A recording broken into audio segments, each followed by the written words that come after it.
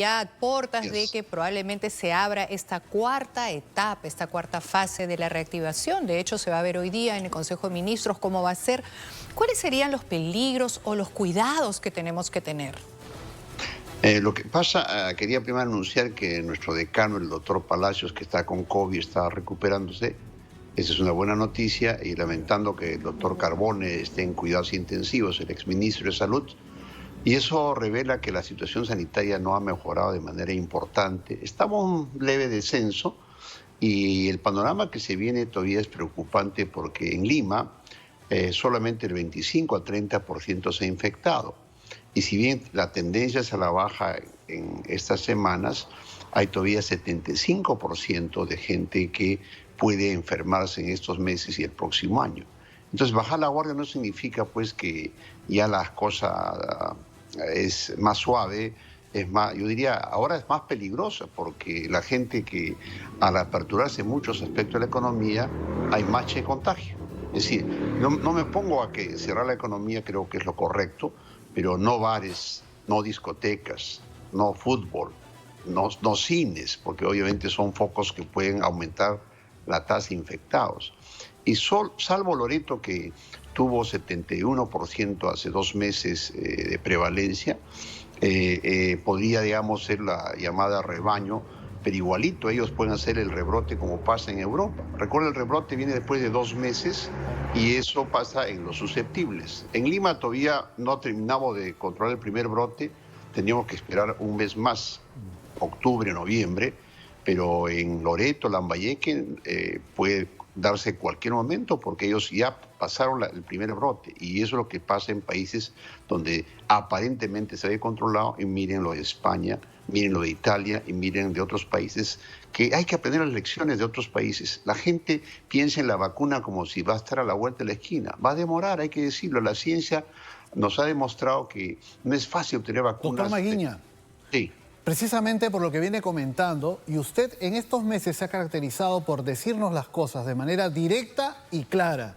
En Así este es. caso, que se empieza a hablar de la cuarta etapa de reactivación, y usted ya ha explicado cuáles son los riesgos, ¿debería postergarse esta cuarta etapa 2 semanas más, un mes más? ¿Qué cuidado se debería tomar desde el gobierno? Bueno, el gobierno tiene que ser los indicadores. ¿Cuáles son los indicadores en el país, no solo en Lima, sino a nivel nacional?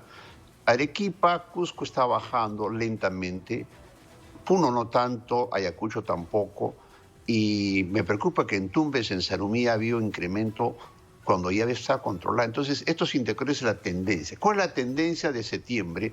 Yo diría hasta la primera semana de octubre. Si la tendencia es a la baja, podría reabrirse algunos aeropuertos donde no haya países contaminados. Brasil sería pues peligroso, o España. Entonces, reabrir en función de qué países están controlados la pandemia.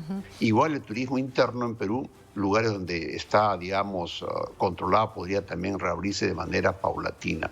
Pero de manera brusca me parece que eso no es lo correcto, y eso es lo que tiene que ser evaluar en función de la tendencia.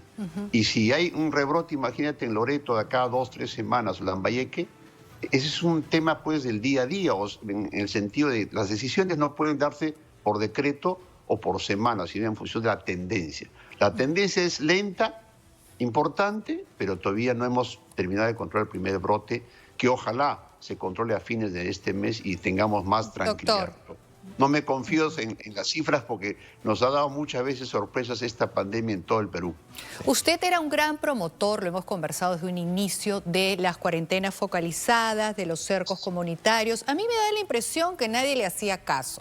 Ya pasó el tiempo, yo no sé si usted siente que tenía razón en esa propuesta, y volteando un poco a lo que estamos viviendo ahora, de repente la propuesta sería al inverso, es decir, la apertura focalizada.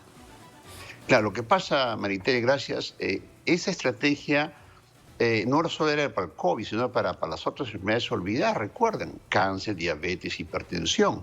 Esa estrategia todavía tiene sentido, y con la reapertura a nivel primario para estos meses y el próximo año, porque las muertes no solo son por COVID, por tuberculosis, por diabetes, hipertensión. Entonces, los cercos o las aperturas, digamos, tienen que hacerse todavía en unos lugares viables. Ya no en todo Lima, obviamente. Hay lugares que han funcionado, distritos como San Borja, hay que felicitar, en Santa Eulalia. En mi tierra, en Ancash, interesante, con Antamina, ha funcionado en parte de Ancash una estrategia comunitaria. No hay que decir que no sirve.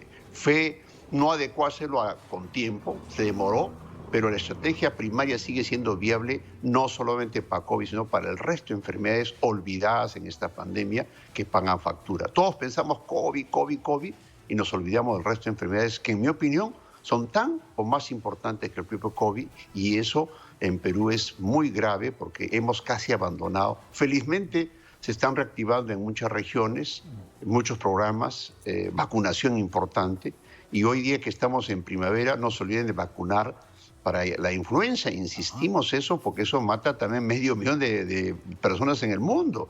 El neumococo mata, entonces creo que está bien. Para la gente que no sabe, neumococo a partir de 60 años es importante la edad. Exactamente, 60 años, y dura 5 años la vacuna, fíjate. En cambio, influenza es cada año.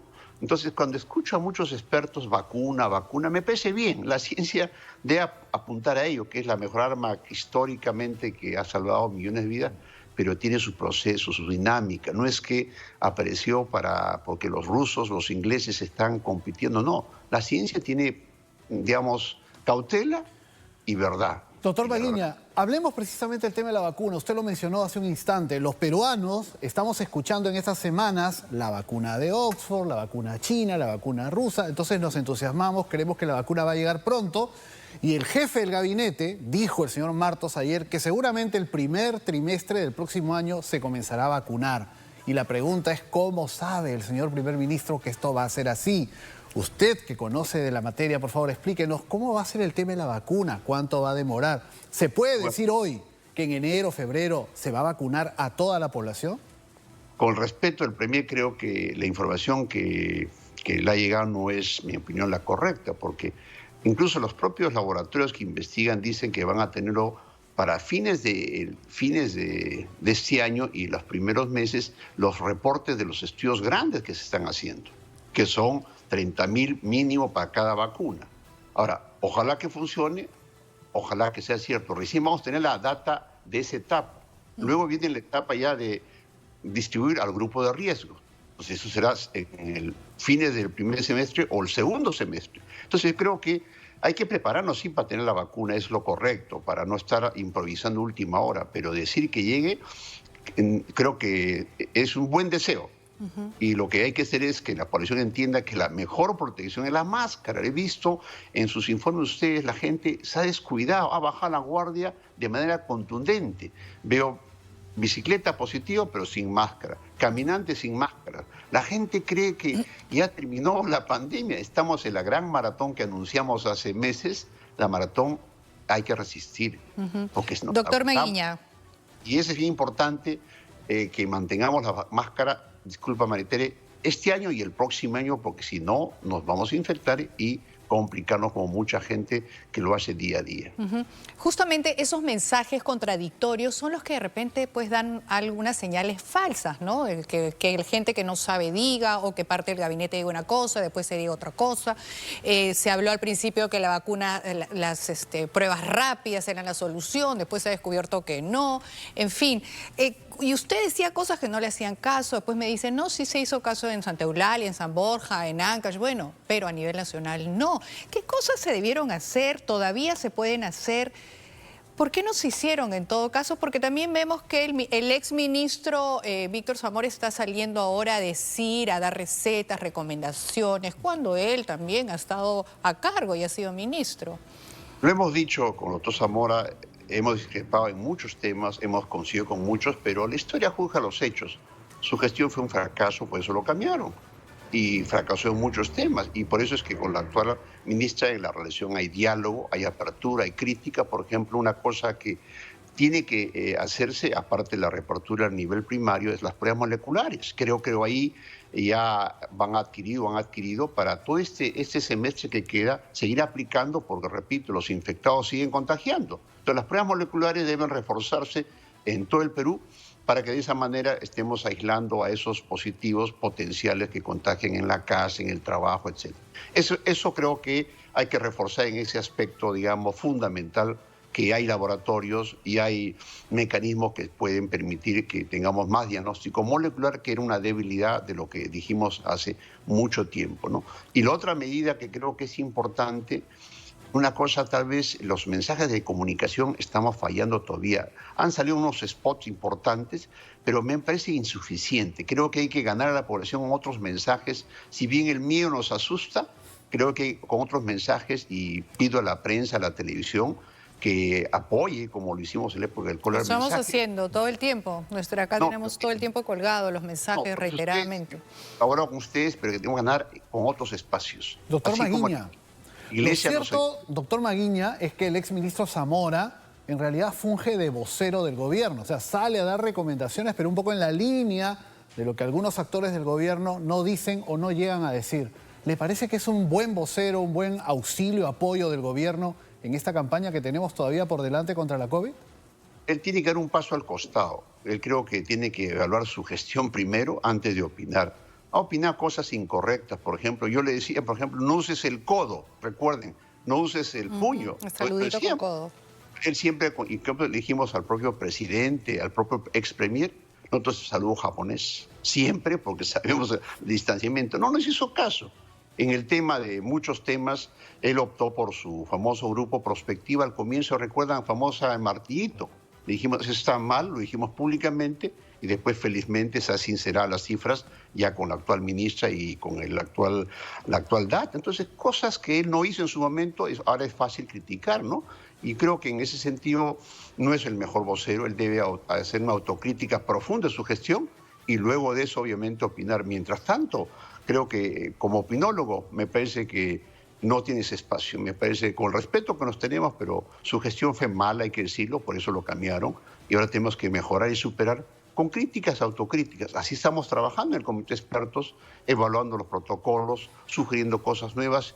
Y en tu pregunta, Pedro, por ejemplo, una cosa que no estamos haciendo, ¿qué hacer en las casas? Por ejemplo, un tema. Claro. Actualmente, ¿cuáles son las medidas? Porque no solo es el mercado, hoy las casas son foco de contagio. Entonces veo que ahí, por ejemplo, no hay un lenguaje todavía común que hacen en las casas. Y eso es un tema que tenemos que trabajar desde el Estado, desde el gobierno y desde los científicos que estamos recomendando. Ayer en la reunión de expertos vamos a sacar un documento de qué no hacer y qué hacer en las casas, que es un tema importante para estos meses que la gente sale más. De repente podemos aprovechar su presencia para que nos adelante, ¿no?, de ese documento 2 o 3 cositas chiquitas para que las personas vayan haciendo y o dejando de hacer en casa, ¿no? Claro. Por ejemplo, una cosa que la gente está exagerando es poner en bolsas plásticas. Hay una psicosis de la limpieza, es un tema innecesario, es perder tiempo. O agarrar y comenzar a lavar todas las frutas y verduras como si fueran, pues, que esos son los focos de contagio. O otro tema grave, el uso de lejía en exceso que causa dermatitis, alergias. Muchas madres echan lejía hasta y en el ambiente eso queda y causa muchos problemas de piel, hay que decirlo. Entonces creo que todo lo que exageramos en las casas debe evitarse, bajarse. Poner los calzados afuera es correcto. Lavarse las manos al uno que llega antes de saludar o dar besitos, y generalmente los grupos de riesgo tienen que estar aislados. O sea, los grupos de riesgo no pueden estar en una vida social, el tipo de fiestas, cumpleaños que se ha reactivado. También creo que eso tenemos que volver al distanciamiento de las reuniones familiares que, entre comillas, son normales. Todas esas cosas, digamos, pagan factura. Doctor Maguiña, entonces un poco para, digamos, decirlo en una frase, porque hay quienes nos ven desde sus casas y dirán, esto de la segunda ola es alarmista, lo hace la prensa, lo hacen las autoridades para meter miedo, para generar rating, pero no, usted lo ha estado contando y lo estamos viendo en el mundo. ¿Es realmente una amenaza una segunda ola de contagios? Sí, mira, te cuento porque la historia es interesante. En la primera ola de la influenza que mató 50 millones, 1918, le hicieron cuarentena y muchos murieron. Bajaron la guardia, el 19, una tremenda ola que mató más gente que el 18. Y el 20, otra ola de la famosa influenza, la más letal de la última década. Esa es la lección de la influenza, hay que aprender. Y en esta pandemia que estamos aprendiendo cada semana, cada día, miren lo que ha pasado en Europa hace unas semanas. Israel, que había logrado controlar a un brote en Australia, hoy España, hoy Francia. ¿Y por qué? Porque bajaron la guardia estos países que tienen más recursos, más UCIs, pero fíjese cómo este virus es muy contagioso. Entonces creo que eso demuestra, si en Europa está pasando, con todas las condiciones buenas que tienen, no va a pasar en América, va a pasar. Somos un país chicho, un país informal, un país con dificultades de todo tipo. Entonces, los lugares donde ya pasó la primera ola, Loreto, Lambayeque, Pucallpa, hay que prepararnos porque son los que potencialmente después de 2 meses puede volver. Lima recién estamos en la fase de descenso y si Lima no hacemos caso a lo que ustedes dicen y decimos los científicos, puede volver en unos meses más. Entonces la idea es que la ciencia dice que si hay rebrote, Entonces tenemos que evitar eso, que sea lo menos peligroso y menos cantidad para que el impacto en la salud sea menos duro como hoy lo vivimos en todo el Perú.